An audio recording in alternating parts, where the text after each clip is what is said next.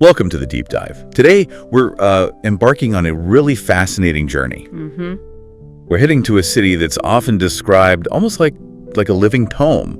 Yeah. We're talking about Lucknow, India. Ah, Lucknow, yeah. It's a place where, history kind of whispers through these marble arches.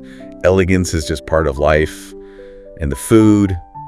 Well, the cuisine is truly legendary. Absolutely. Okay, let's unpack this. What's fascinating here, looking at the sources, is how Lucknow really is much more than just, a spot on the map. Right. It embodies a whole tehzeeb. Okay. That's a culture, a sort of entire way of life. Think refinement, grace. Tehzeeb, I like that. Yeah. And it's often called the city of Nawabs, Yeah. right?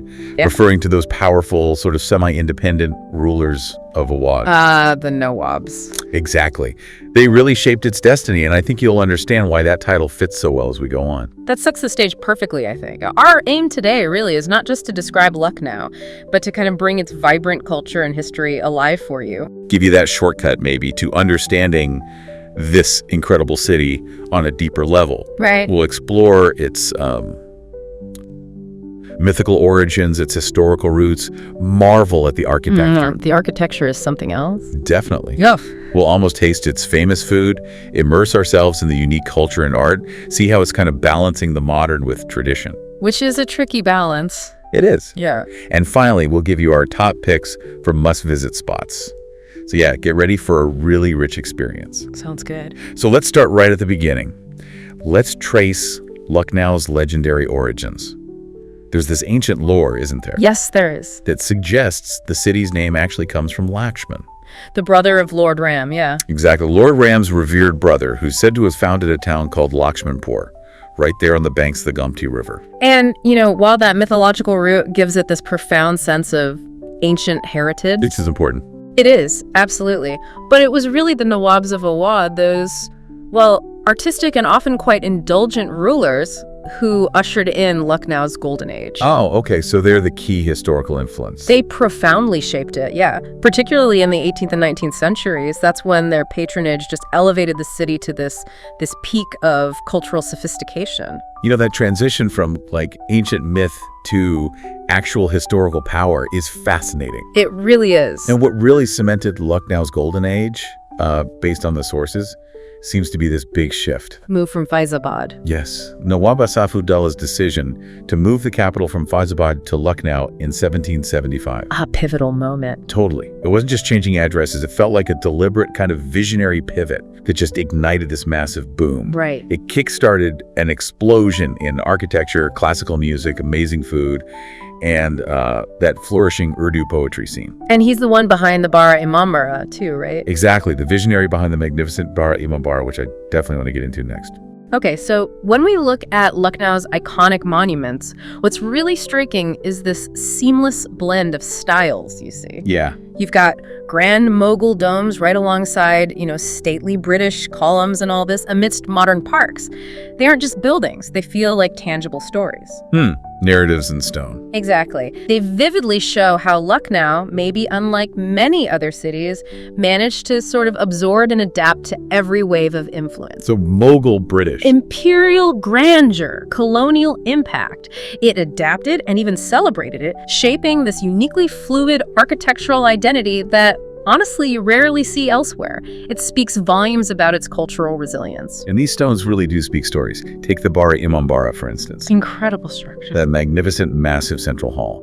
What's just mind-blowing about it is that it stands without a single beam or column supporting that huge roof. An engineering marvel. Totally. Ancient engineering at its finest. Ah. Then there's the Rumi Darwaza. The gateway. Such an iconic gateway, apparently inspired directly by the gates in Istanbul. Oh, interesting. Yeah.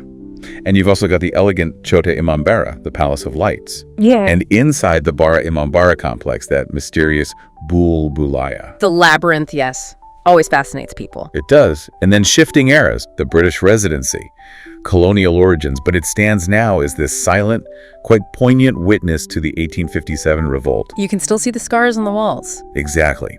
And for something more contemporary, the Ambedkar Memorial Park is stunning, covered in that rich red sandstone. A powerful modern statement. So if we connect this back to the listener, why should you care about these buildings? Good question. Well, they aren't just tourist spots. They're like the physical diary of the city's journey. They show how different times and cultures didn't just pass through Lucknow. They left their mark. They left indelible marks, and these marks were embraced, integrated.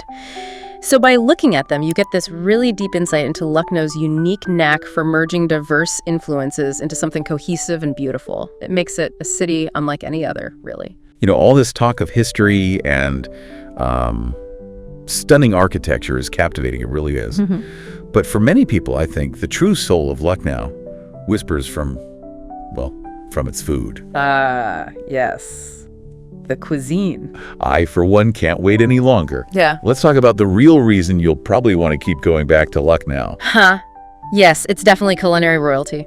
Food in Lucknow, it isn't just something you eat, it's an entire experience. Right. It's a deep dive into centuries of flavor and tradition. It really reflects that same tehzeeb, that culture we mentioned, where even a meal is treated like an art form. Culinary royalty. I love that description. Yeah. And I'm particularly fascinated by how these dishes tell a story, beyond just the taste. Exactly. When we talk legendary dishes, you absolutely have to start with tunde kebabi. The famous ones. Oh yeah, these melt-in-your-mouth kebabs, so unbelievably tender they almost dissolve.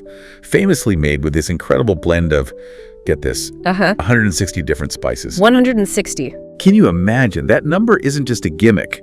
It's like a window into the Nawabi era's relentless quest for culinary perfection.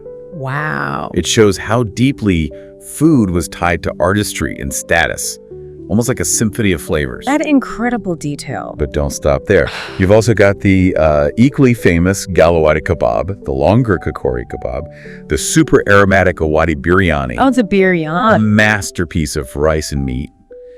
Then there's the subtly sweet shirmal bread, and of course, for dessert, that refreshing kulfi faluda. A perfect end to the meal. Definitely. But moving beyond the plate, Lucknow is also the heartland of what's known as Ganga Jamuni Tehzeeb. Ganga Jamuni Tehzeeb. Explain that a bit more. Well, what's really compelling here is how it represents this beautiful, organic blend of Hindu and Muslim traditions.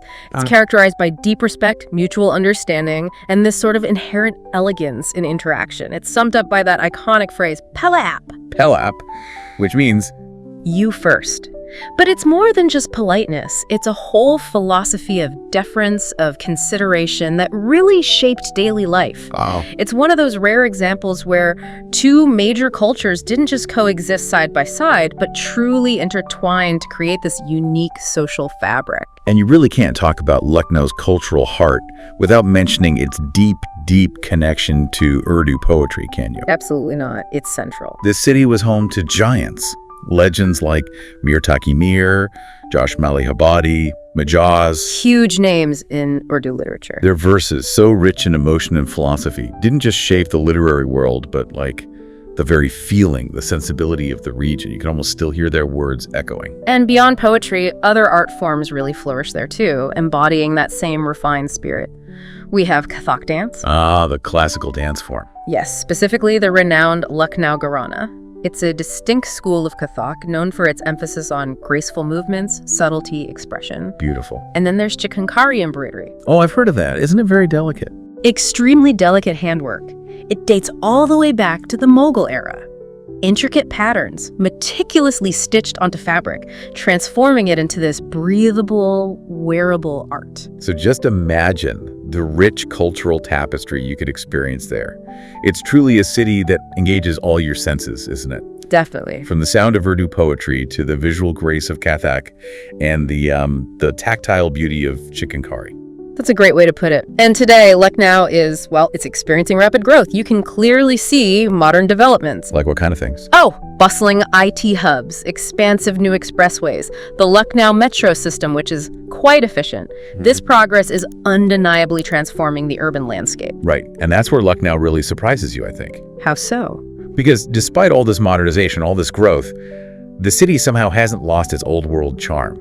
It's this unique balance that really defines it. That's true. You can still hear the gentle sound of gungrus, those ankle bells the Kathak dancers wear. You can hear them during a recital.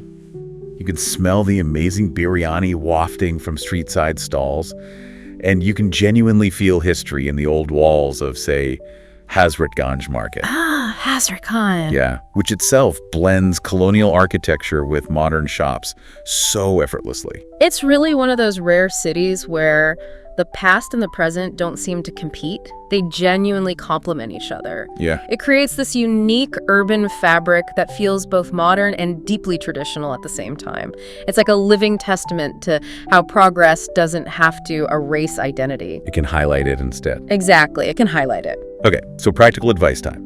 If you're listening and thinking about a visit, here are our top 5 must-see places based on everything we've discussed. The essentials. Definitely. Yeah. You absolutely have to experience the Bara Imambara, not just for its size, but that incredible engineering. A must. The Rumi Darwaza, that iconic gateway, you have to see it. Yeah. The historical British residency with its ruined walls, really telling a story of 1857. Very atmospheric. The impressive Ambedkar Memorial Park, that stunning modern statement. And for shopping, people watching, great street food, you just have to spend time in Hazrat Ganj. Good list. And maybe for nature lovers, I'd add a little bonus. Oh, go on. Don't miss Jineshwar Mishra Park. It's actually one of Asia's largest parks. Really? That big? Huge. Offers this beautiful green escape right inside the city.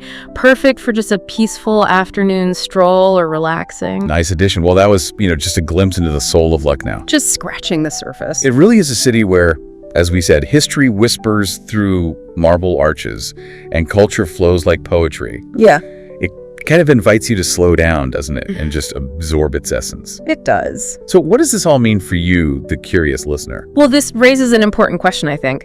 In an era of such rapid globalization and modernization everywhere, Right. how do cities like Lucknow actually manage to preserve their distinct cultural identity, their historical character, without just becoming, museums or relics of the past? That's the key, isn't it? Not becoming a relic. Exactly. And Lucknow is such a vibrant, living example of this dynamic interplay. Tradition doesn't just survive alongside progress, it actively informs the city's unique future. That's a great thought. So whether you find yourself sipping chai in Hazrat Ganj, or maybe just walking by the serene Gomti River, Lucknow, it feels like, will always welcome you with its gentle, characteristic Pehle Aap. That spirit is still there. We really hope this deep dive leaves you with a richer understanding and maybe a desire to explore more about it. Hopefully. Until next time, stay curious and keep discovering.